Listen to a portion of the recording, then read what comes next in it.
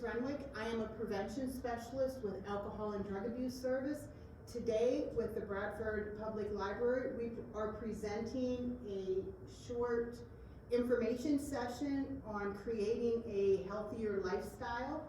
What we are going to do is list some points and have some topics of discussion on ways that we can create a healthier lifestyle. We are going to start with a video on YouTube, and then we will talk about it when it's done.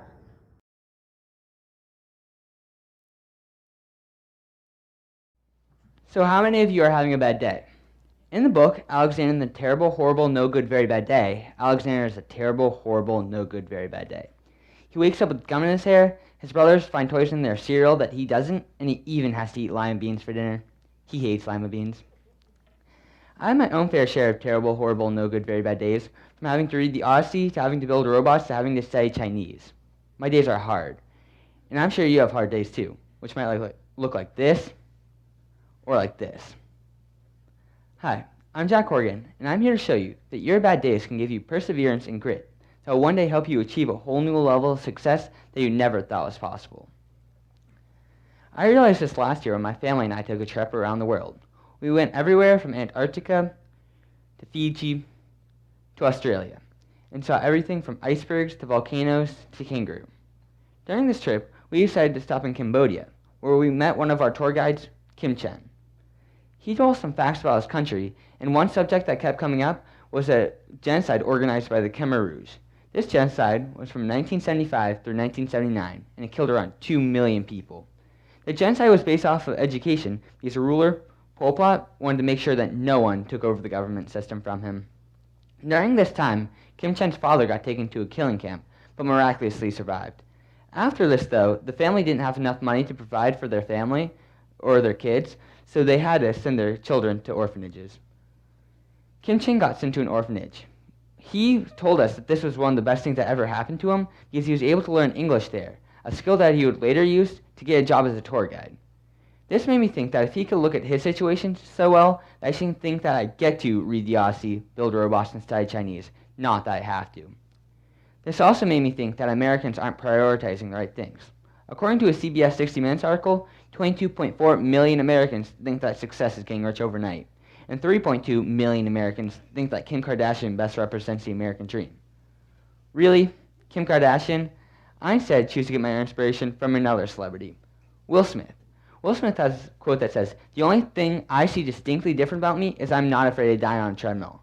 I will not be outworked, period. You might have more talent than me, you might be smarter than me, you might be sexier than me, you might be all those things, and you got me in 9 categories, but if we got on a treadmill together, one of 2 things are going to happen. You're getting off first, or I'm going to die." It's really that simple, right? What he means by this is he's not afraid to be outworked, and he's even willing to die to make sure he outworks you. Someone else who agrees with this mindset is UPenn psychologist Angela Duckworth. Duckworth realized when teaching middle school students math that the ones who work harder end up having more success than the ones who just have talent. She even has an equation for this. Talent plus effort equals skill, skill plus effort equals success. Effort comes up twice in her equation, and talent only comes up once, which shows that she values effort twice as much as talent.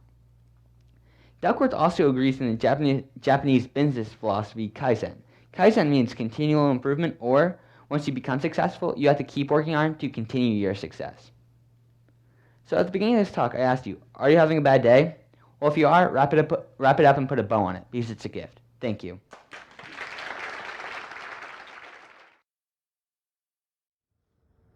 I'd like you to take 2 points away from that short video clip, and that is, how do we look at a bad day? And what do we do when we think we're having a bad day? If an individual who was going to an orphanage was able to look at his bad day and say, I got to learn English, I'm able to make a better lifestyle out of it because I got to learn English.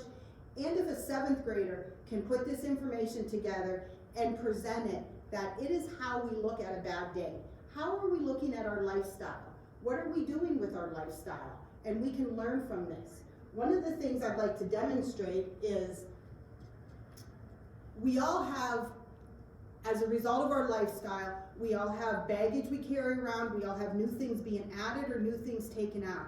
So I was recently told that I have a deadline that is 2 weeks earlier at work than what I thought.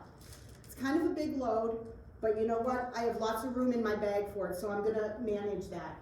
And then I was told that one of my classes I scheduled canceled. Leaves a gap in my schedule. Not a major thing, I can do it.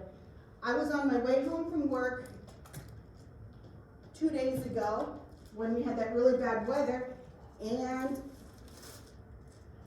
I ran into the ditch, hit the bank. Thank goodness, nobody was hurt. My car wasn't damaged too bad.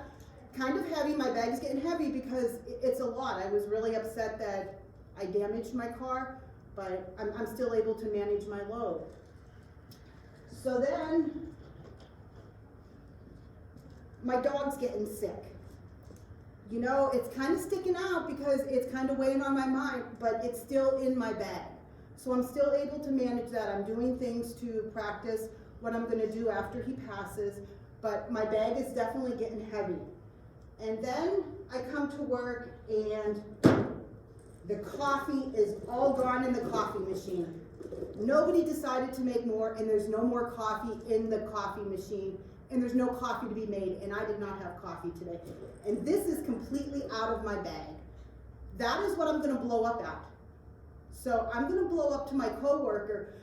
Why did you drink the last coffee? And didn't you see that we didn't have any? Couldn't you make a list to go to the store? Who did this? It is coffee. But I was able to manage everything because it fit in my bag. Stuff that doesn't fit in my bag is gonna overflow. We wanna be careful. What we're overflowing is our healthy lifestyle, not our negativity. So we need to unload our bag and make sure we're using our coping skills and being resilient. As we put stuff in our bag, we take it out. So we don't have coffee all over the floor. We need to pay attention to what areas of our life are not working the way we want them to work. But what matters the most is we need to focus on what is working. What am I doing correctly? I am trying to get a good night's sleep. I am scheduling a yearly appointment with my doctor. I am able to have a healthy relationship with my spouse. I'm able to communicate with my spouse. These are all things that I'm doing good. And then I can take a look at, well, this area isn't going so well, so what can I do to add something to it? We don't need to fix it, we just need to add something positive to it. SAMHSA, Substance Abuse and Mental Health Service Administration, has the 8 dimensions of wellness. And they talk about these are the areas, and if we focus on these areas, we can promote healthy wellness. So if we look at the physical dimensions, what are we doing to care for our body? What are we doing to stay healthy, not only today, but in the future? When we look at the intellectual dimension, are we growing intellectually? Are we maintaining curiosity? Are we able to value lifelong learning? Are we able to respond positively to intellectual challenges? When we take a look at the emotional dimension, are we understanding and respecting our feelings, our values and our attitudes? Are we able to appreciate the feelings of others? Are we feeling positive and enthusiastic about our life? On the social dimension, are we able to maintain healthy relationships, enjoying being with others? Do we develop friendships? Are we able to care for others? Are we able to let others care for us? On the occupational dimension, we are preparing for and participating in work. Are we satisfied with our work? Is our work in alignment with what our values are, with what our goals are in life? We look at the spiritual aspect, and the spiritual aspect is not always a brick and mortar church. It is, are we able to find purpose? Are we able to find meaning? Do we know our values? And that could be with or without an organized religion. but are we able to participate in activities that are consistent with our beliefs and our values? When we look at the financial dimension, are we managing our resources? Most importantly, are we living within our means? We need to make sure that we're not trying to do more than what our means allow us to do. Are we making informed financial decisions? Are we able to set realistic goals? If I set a goal that I'm going to retire next year, that is not realistic. It's not going to happen. So we need to make sure that our goals are realistic. We need to be aware that everybody's financial values, beliefs, and circumstances are different and unique, and we need not be judgmental about someone else's financial situation. And lastly, we're going to talk about the environmental dimension. Are we aware of the effects our daily life and habits has on the physical environment? And are we able to demonstrate commitment to a healthy planet, to a healthy lifestyle?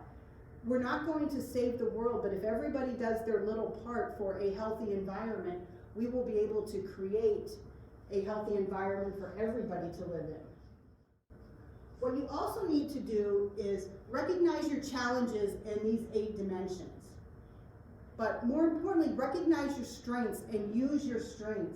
If you're strong in one area, it's going to float over into the other areas. If I am doing well physically, I have made my yearly appointments, I have gotten my mammogram, I am trying to get enough sleep, I am following some sort of nutritional plan, that's going to fall over into social, because I'm going to be more apt to be friendly with people, I am going to want to get out more, I'm going to have more energy, but that's also going to flow over into my work, because I'm going to be a better rounded person. And when it flows over into my work, that flows over into financial, because I'm able to do well at work, so I am able to have a good financial stability when it comes to that. So all these areas are related and connected. That being said, it goes the other way around. If I am not satisfied with my job and I am miserable, I'm probably not going to take care of myself. I'm probably going to be snacking or overeating or just eating the wrong things. I'm not going to get a good night's sleep. I'm really not going to care to be around anybody, because quite frankly, I'm just not satisfied with where I'm at. My financial situation is going to look bleak because, God, I don't know if I can go to work tomorrow. If I don't go to work, though, I don't have a job. If I don't have a job, then, oh my God, I'd rather have my toenails put out with no anesthesia than go to work. So the negativity from one area to another can also flow into all of them. So what we want to do is focus on what we do well. And then to prevent a problem, we want to look at ways to reduce the risk factors. If I am prone to certain medical conditions, what am I going to do? I am going to make sure I see my family doctor. I'm going to follow up with specialists. I'm going to take medication if needed. I'm going to try and keep my weight down so my blood pressure stays down. So that flows into all of them then, and once I start to reduce the risk physically, then I can provide a better home for family. When you provide a better home for family, it goes over into your work life, that goes over into your neighborhood, which flows into your community, which reduces risk factors for negative behaviors such as alcohol, tobacco, gambling, and other drugs, which is a way to have a positive community for everybody to thrive in. Walt Disney said, "Why worry? If you've done the very best you can, then worrying about it won't make it any better." Ponder that thought for a couple minutes. If we've truly done the very best, why are we focusing on worrying? If we are going to focus on it, we could focus on, well, what could I do better, or what should I have done different? But we don't need to worry about it. If we're not going to make any changes, let it go. So think about that when you're worrying about something. If you've done your very best that you could possibly do, then worrying isn't going to make it any better. I shared a thought with my daughter, who is 25 and trying to figure this out. And she made a decision, and it did not work out for her. And I said, with the information you had at the time, did you make the best decision you could? And she said, I did. I thought it would end differently. I said, let it go. When we make a decision, we use all our skills and all our knowledge we have at that time. Therefore, we make the best decision at that time with the information we have. Part of growing is realizing, if I would have did this differently, if we learn from our mistakes, then we're going to be in a better spot. So always remember, let it go. Once you did the best you could do, it's done. You did the best that you could do. When it comes to working with our 8 dimensions of wellness, if you want to lift yourself up, lift someone else up. If you want to improve those areas, see what you can do to improve someone else's areas. And also, attitude is the littlest thing that makes a big difference. And we saw that in the short little video. It is how you look at something. You could look at something with positivity, or you could look at something with negativity. And how you look at it is going to make the biggest difference on what you think of the situation. These are all coping skills. I'm not going to go over them. The reason I put them in the slide, though, is because this is how many coping skills I was able to come up with. And I do have worksheets if anybody would want them with all the coping skills listed on it. The importance of the coping skills is they are methods of a person to deal with a situation, whether it is a positive situation or a negative situation. And there was probably almost 100 of them there. There is something for everybody, so that's what we need to remember. Also, if you try a coping skill and it doesn't work, it doesn't mean it's never going to work. We need to be able to try them again in different situations for different situations. But always remember, a coping skill will enhance a positive situation and it will help you get through a negative situation. When we talk about our 8 areas of wellness and our dimensions, we need to remember the things we can control. We can control our choices. I can control my thoughts, my attitude, my boundaries, how I treat myself, how I ask for help, how I bounce back, how I treat others, and how I express my feelings. That is what I can control. Things I cannot control is the past, the mistakes of others, the pandemic, the opinions of others, how others behave, the weather, the choices others make, the thoughts of others, and other people's feelings. If I can't control them, I do not want to let my goals, my feelings, or my opinions be based on the behavior of someone else, or be based on someone else's thoughts or opinions, because I cannot control that. We need to go back to what we can control, what I can control myself. I threw this in here because part of wellness is being a good digital citizen. What do we do online? Are we responsible, smart, and safe?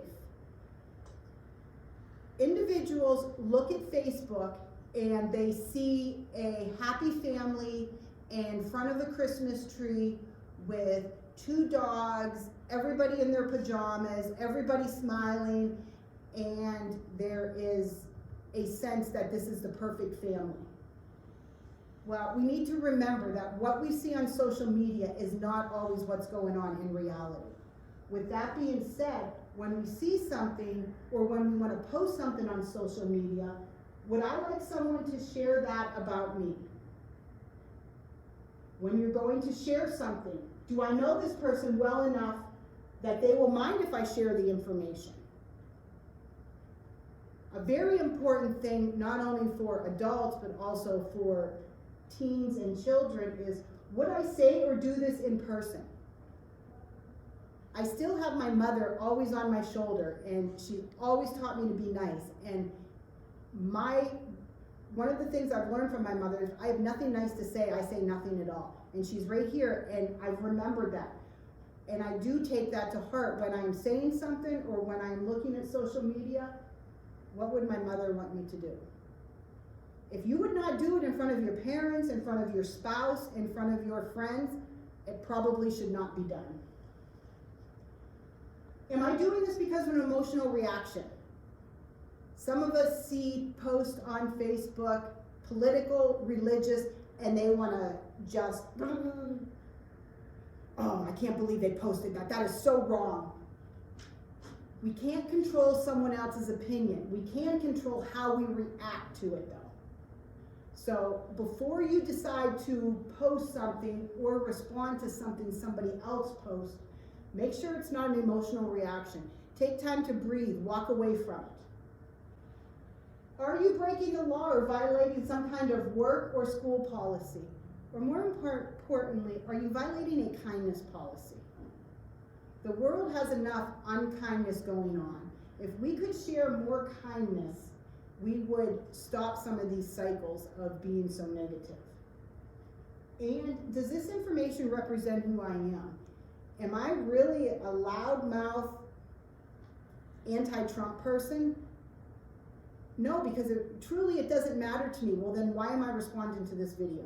Or why am I responding to this post? Make sure what you're doing online is actually a representation of who you are. And it goes back to what are your values, what are your beliefs, and how do you want people to perceive you? And this, being a responsible, smart, and safe digital citizen, rolls into our dimensions of wellness. Because if we get wrapped up in Facebook, and Instagram, and Twitter, and negativity, and thinking that everybody else has a better life than we do, our dimensions, our 8 areas of wellness tend to go down the tubes. So always be a responsible, smart, and safe citizen. We tend to forget that happiness doesn't come as a result of getting something we don't have, but rather of recognizing and appreciating what we do have. If we could really appreciate what we do have, we will not be so negative because we're not wanting something that isn't ours. I thought about this slide a lot because it's very easy to read it, but it can be difficult to live by. Recognize and appreciate what we do have. Be thankful for what we do have. Practice gratitude. What am I grateful for today? I'm grateful that I got up. I'm grateful that I have a job to go to. I am grateful that I have wonderful coworkers. I have a supportive spouse. I'm grateful for a lot of things. We need to focus on that. Not base it on what our happiness, on what we don't have. How do we keep our backpack from filling up again? You know, my backpack's still full because I still have that upcoming presentation due, big one. But you know what? I've managed it well. It's really not so heavy. I've traded it in for a later one. My dog's really doing well. I have talked to several different people. I've talked to the vet. I've had conversations with my spouse on how we're going to manage that. We will survive it. Not pleasant, but we will survive it. My refrigerator just broke. You know what? I have lots of room in my baggage. My financial situation is tolerable. So you know what? Wasn't what I wanted to spend my money on, but because my financial situation, I'm living within my means, I'll be able to go get a new refrigerator. I'd rather spend it on a vacation, but my bag isn't so heavy. And then, when that darn coworker forgets to order coffee, you know what? It fits nicely in my bag, and it's not popping out, and it's not hanging over the top. Even though this feels like a big thing, because we don't have coffee, it's actually a very little thing in the whole scheme of it. So how do we manage our backpack? There are apps to improve our wellness and mental health. They Talkspace, Calm, Happify, MoodFit, Sambello. They are all on Google Play or your Apple Store. Some have a fee to them, some don't, but they track your mental health and your wellness. The power of positive thinking. Create your own happiness. Says a lot. Am I happy with what I've created? Am I happy with the way things are going? I am. Very satisfied. Meditation. Clear your mind. What am I going to do to clear my mind? Do I ride home from work after a long day at work and listen to my radio and think about, well, what am I going to have for dinner? I'm going to take my dog out when I get home. We're going to get a little bit of fresh air. Or do I grumble the whole way home? How you clear your mind and what you choose to do is going to help you either succeed with your 8 areas of wellness, or they're going to actually provide more negativity for them. Grounding exercises. If we could become grounded, grounded is being present in the here and now. And sometimes we need a little help because things do get overwhelming at times.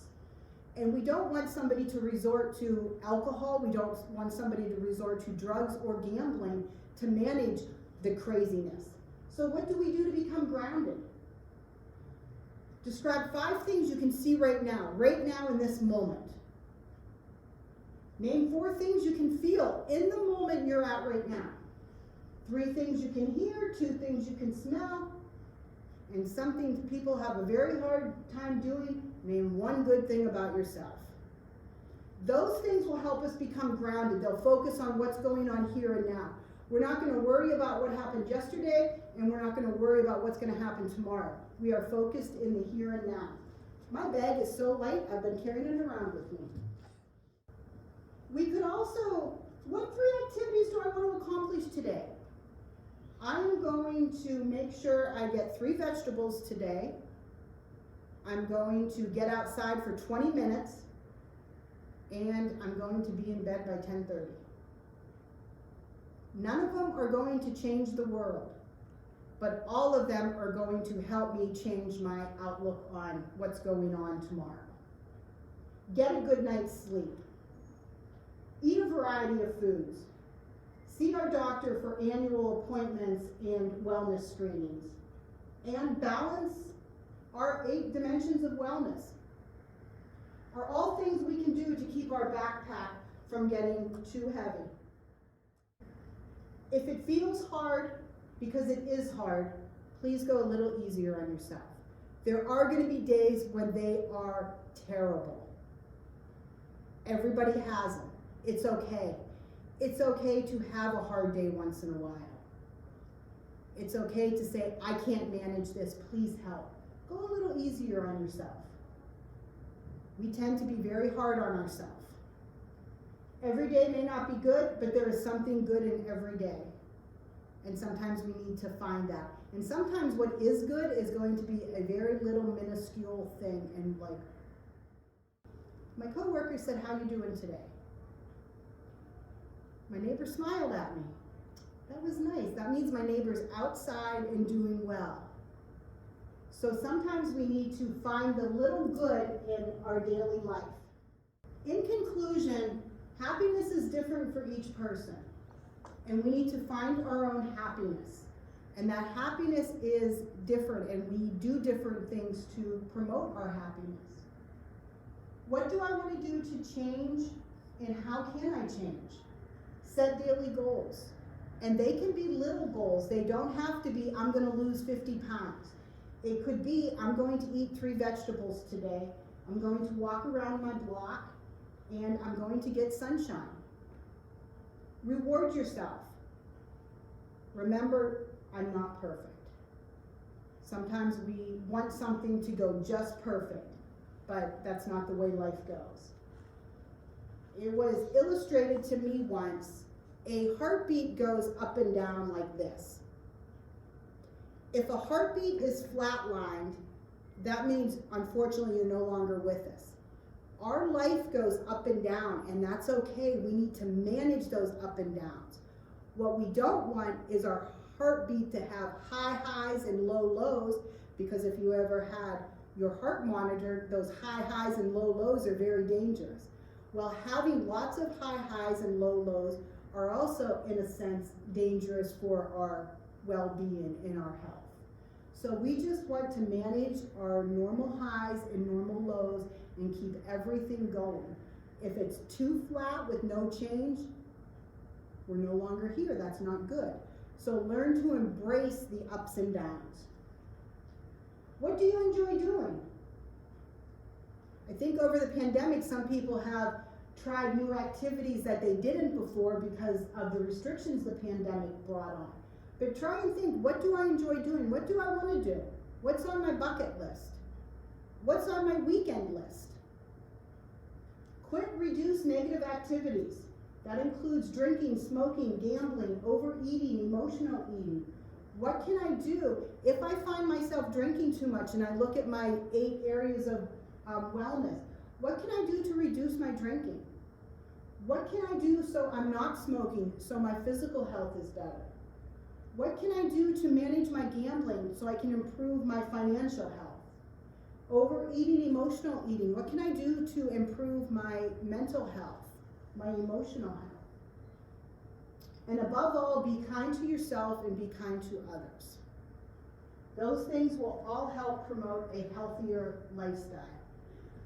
I've also used this packet from Samsung, Creating a Healthier Life, and in it, it has each area of wellness, each of the dimensions. It lists ideas to think about, resources to make changes, and then you can write your own goals. And it does this for the 8 dimensions. So when you are ready to make changes, take a look at the 8 areas of dimensions and see what little changes you can make. If there are any questions, please let me know, but little changes, one thing at a time, and you will improve one dimension at a time, which will improve more and more dimensions, and you will find you'll have a healthier and happier lifestyle, and you will not be doing the risky activities such as drinking, gambling, alcohol, tobacco, and other drugs. Thank you.